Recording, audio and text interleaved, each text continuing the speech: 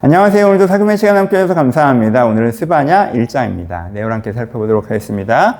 스바냐는 요시야 시대에 활동했던 선지자입니다. 히스기야의 4대 손으로 기록되어 있어서 왕족이라고 추정되죠. 여러분, 요시야 시대는 어떤 시대였습니까? 이스라엘의 회복운동이 있었던 시대죠. 그런데 스바냐가 사역했던 구간에서는요, 이 회복운동에서 형식적인 측면들이 많았었어요. 그래서 스바냐가 이렇게 껍데기만 바꿔서는 아무런 의미가 없어. 진짜 그 중심의 의미를 알아야지 의미가 있지. 껍데기만 바꿔서는 결국 하나님의 심판을 경험하게 될 거야. 너희 가운데 중심의 변화가 있어야 돼. 라는 메시지를 전하고 있습니다. 좀 익숙한 메시지죠. 우리가 예레미야에서 많이 들었던 메시지이고, 또 반복되는 느낌들이 있고, 또 심판의 메시지이기 때문에 또 안 유명하니까 여러분들 이렇게 좀 잘 안 읽히실 수도 있는데, 스바냐 후반부 3장에 정말 여러분들도 아시는 보석 같은 구절이 나옵니다. 근데 그 구절의 의미를 여러분들 딱 진짜 느끼시려면 앞부분부터 쫙 읽어가시면서 이해가시면서 읽으셔야 그걸 느끼실 수 있거든요. 그러니까 스바냐, 얘는 또 누구야? 이렇게 보지 마시고 기대감 가운데 이 3일, 이 석장을 함께 볼 수 있었으면 좋겠습니다. 구체적으로 내용으로 들어가죠. 저번에 달라고 무슨 얘기를 하고 있습니까? 내가 너희를 진멸하겠다라는 이야기로 시작합니다. 이러니까 안 유명하지. 딱 펼치자마자 진멸하리라 이렇게 되니까. 근데 여러분 표현을 좀 보세요. 그럼 독특한 부분이 있습니다. 어떻게 나와 있어요? 사람, 짐승, 새, 물고기를 진멸한다고 표현하고 있죠. 여러분 사람, 짐승, 새, 물고기 이렇게 우리가 당연히 무엇이 떠오릅니까? 창세기가 떠오르죠. 그러니까 여기서 진멸한다고 얘기하는 건 심판의 메시지도 되게 있지만 어떤 이미지를 더 강하게 줘요? 창조가 철회되는 이미지를 갖는다는 거예요.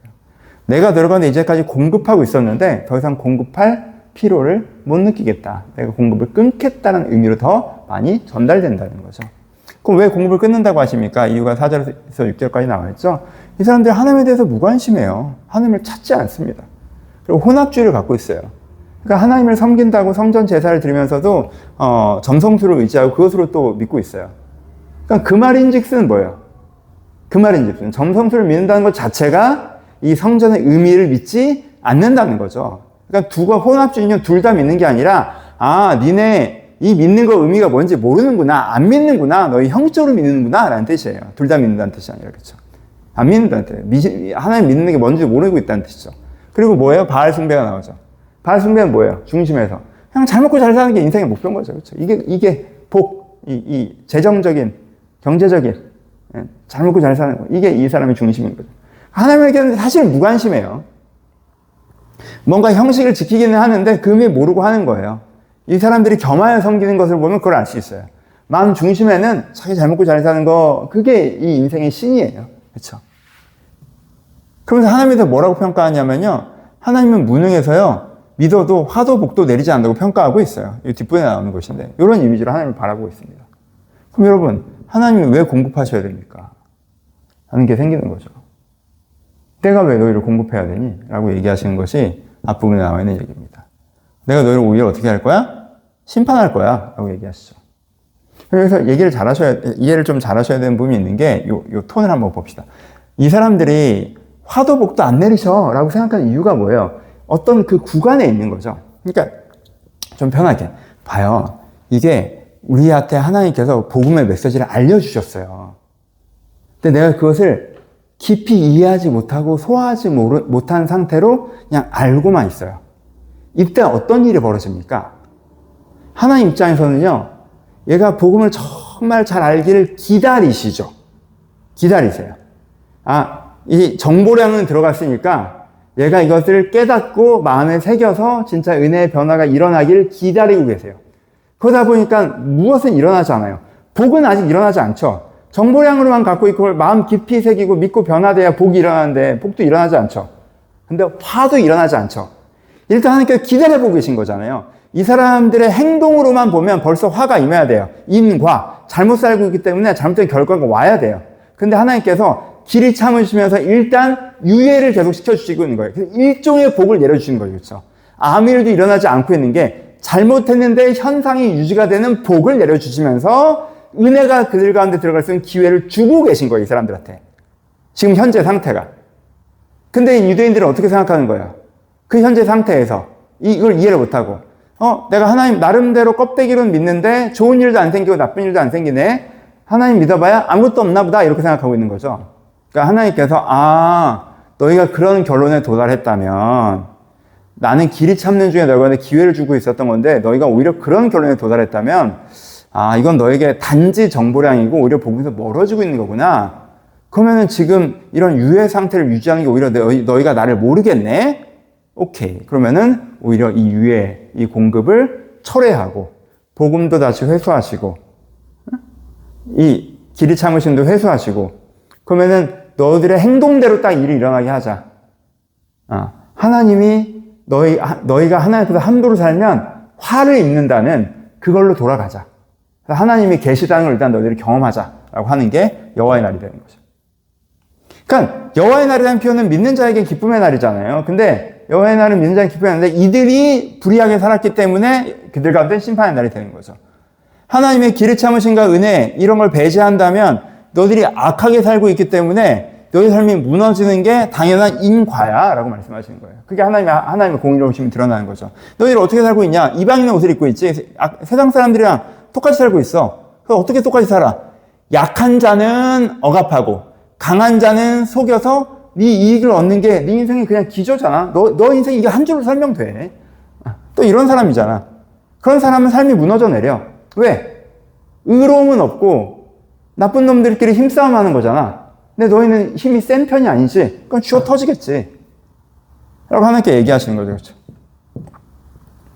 하나님과 그 은혜를 무시했기 때문에 이 무시해서 결국에는 하나님의 유예기간도 구원의 기회로 삼지 못했기 때문에 그러면은 그냥 단순한 공의 속으로 돌아가게 되고 하나님의 창조, 은혜는 철회되어지고 그래서 단순한 공의 속으로 들어갈 때 그의 불의함이 심판하는 상황에 너희가 임하고 정말 잘못 살면 내가 잘못은 중요하지 않고 내가 유능하고 힘세면 돼 이렇게 생각했는데 내가 불의하게 살면 심판받는구나 깨닫게 될 거야 라고 말씀하시는 것이 세 번째 단락입니다. 그리고 내가 매달리게 다시 한번 그날은 패망의 날이다. 여호와의 날이 가까웠다. 그러니까 여기서 뭐예요? 가까웠다는 게 설명을 먼저 해주는 건 항상 뭐예요? 경험하지 말고 설명 듣고 깨달으라는 거죠.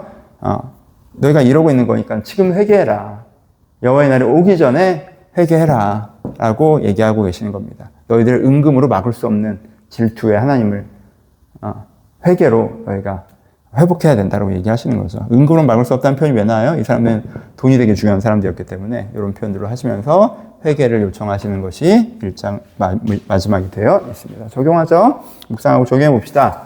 이 사람은 어떤 사람들이에요? 하나님은 초라하고 세상은 대단한 사람들이죠. 하나님에 대해서 너무 많이 들었어요. 뭔 말인지 모르면서 많이 들었으니까 안다고 생각해. 예수님에게 내가 얼마나 많이 들었는데. 나 예배 많이 들어. 예배 그냥 왔다 갔다 하는 거지 가서 앉아있고 그런 거야. 변화되고 이런 거 아니고. 예수님 얘기 다 알아. 십자가 얘기. 다 알아. 정보량으로만 알고 있고, 자기 내면을 진짜 변화시키지 않고, 그러면서 이제 그건 되게 뻔하고 초라한 얘기, 별거 아닌 얘기라고 생각하고 있고, 세상은 되게 대단해 보이고. 이게 진짜 위험한 건데, 이거. 이렇게 오래 가면 하나님의 창조와 구원이 철회됩니다. 왜요? 그들에게 그 의미를 알게 해주고 싶으셔서. 예루살렘 성전을 왜 빼앗으십니까? 왜 예루살렘 성전을 무너뜨리세요? 에스겔 성전을 세우기 위해서죠. 눈에 보이는 성전이 무너져야 이들이 성전의 의미를 알겠구나 싶어서 그렇게 하시잖아요. 그러니까 하나님께서 사랑하셔서 여전히 사랑하셔서 이걸 철회하십니다. 그러니 진짜 하나님이 대단하고 세상이 별거 아니라는 거 우리가 정말 깊이 내가 그 의미를 모르면서 많이 들었다고 아는 것처럼 착각하지 말고 십자가를 아십니까? 복음을 아세요? 구원을 아세요? 새 사람 되면 아십니까? 하나님 나라 아세요? 예배의 의미를 아십니까? 그 예배의 의미를 알고 누리고 계십니까? 여러분들 경험되고 있나요? 알고 계세요? 오케이. 좋아요. 그럼 여러분 마음에 이렇게 경험되고 있나요? 변화가 일어났나요? 우리가 이 부분에 있어서 하나님 앞에 겸손하게 소중히 여기면서 그것들을 막 추구해 나가 중요하다라는 것들이 이제 스바냐 전체에서 핵심적인 메시지가 될 것입니다. 그래서 이런 사람이 되면 안 되겠구나가 일단 일장의 메시지가 되겠죠. 적용해 보죠. 저는 이제 구원의 은혜를 소중히 여겨야겠다라는 적용을 좀 했는데, 오늘 설명하지 않는데, 중반에 이제 재물에 대한 표현이 나와요. 근데 이게 하나님께서 너희가 재물이 될 것이다라고 표현을 하는데, 이 표현이 참 무섭고도 안타까운 표현인데, 약간 이런 거 좀 설명을 해볼게요. 이제 한 절 한 절 보면 재미가 더 많아요. 근데 이제 그럴 시간까지 없으니까. 근데 이런 표현이에요. 이게 재물이라고 하는 게 내 죄를 대신 져주는 거잖아요. 그렇죠?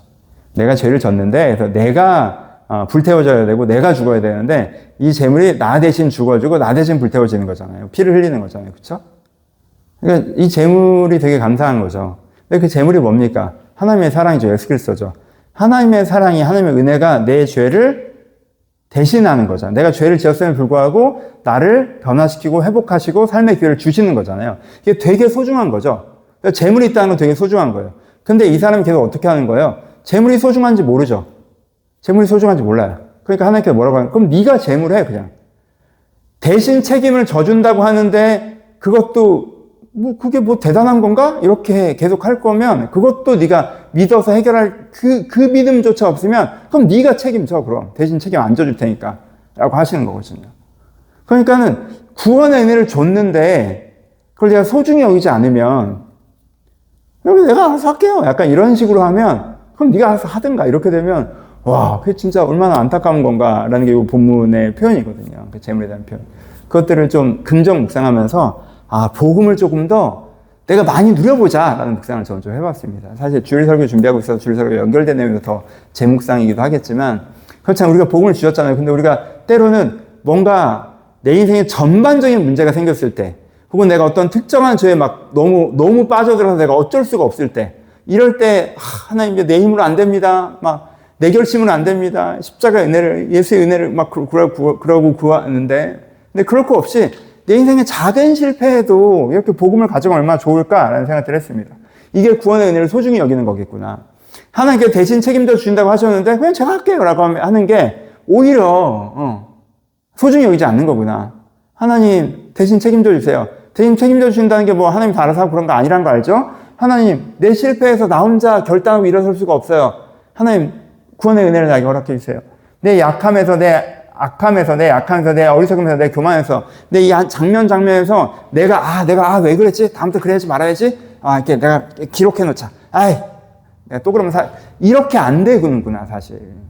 내가 이 각각의 구원의 은혜를 초대하겠구나라는 것으로 좀 묵상하면서 내 인생의 작은 실패, 작다고 생각하는 사실은 큰 실패죠. 또 하나님을 좀 초대해야겠다. 구원의 은혜를 경험해야겠다. 죄자의 은혜를 이런 묵상들을 좀 해봤습니다. 말씀 마칩시다. 좋은 아침입니다. 이 아침에도 여러분들에게 구원의 은혜가 있다는 걸 한번 묵상해 보셨으면 좋겠어요. 그것을 여러분 인생의 큰 문제에만 적용하고 작은 문제는 여러분들이 결심하고 여러분들 어깨에 지고 그러고 있었다면 오늘 좀 여러분 어깨 피시고 오늘 일정 중에 좀 피곤한 일정이나 부담스러운 일정 있으세요? 어깨 좀 피시고 그냥 마음 편안하게 하시고 하나님 그 부분에서도 주님의 구원의 역사를 나에게 이루어 주시옵소서. 하나님께서 함께 하셔서 제 마음을 새롭게 하시고 제 일을 도우시고 나에게 능력을 부으시고 주의 길을 보게 하시고 제가 소경되고 걷지 못한 자가 된 것이 있다면 영안을 열게 하시고 새 힘을 주시는 여러분의 각 작은 내 힘으로 해결한다고 생각하는 이건 내 힘으로 할 수 있지라고 했는데 돌아보면 내 힘으로 잘 못하고 있었던 그 부분들에도 여러분들 오늘 그 부분을 본 데 있다면 그 부분에 하나님을 초대하시면서 이 부분에서 하나님께서 나에게 죄자유와 구원의 역사를 주실 수 있겠구나 각 영역에 한번 이렇게 축복하시면서 하루 시작해 보시면 어떨까 생각합니다. 그래서 오늘 내가 어떤 부분은 하나님과 함께 잘 살고 있지만 이 부분은 매번 좀 발목 잡는데 너무 좀 작은 일에 그냥 이럴 수 또 저래 이랬다면 이 부분에서도 죄자의 은혜의 역사가 일어나기를 좀 축복하시는 그런 하루면 어떨까 생각합니다. 그렇게 구원의 은혜를 더 많이 누리셨으면 좋겠습니다. 금요일입니다. 이번 한 주 수고하셨습니다. 기분 괜찮죠? 금요일 좋잖아요. 이번 한 주 잘 달려서 좋고요. 오늘도 잘 마무리하시고 주일날 은혜롭게 만날 수 있었으면 좋겠습니다. 감사합니다.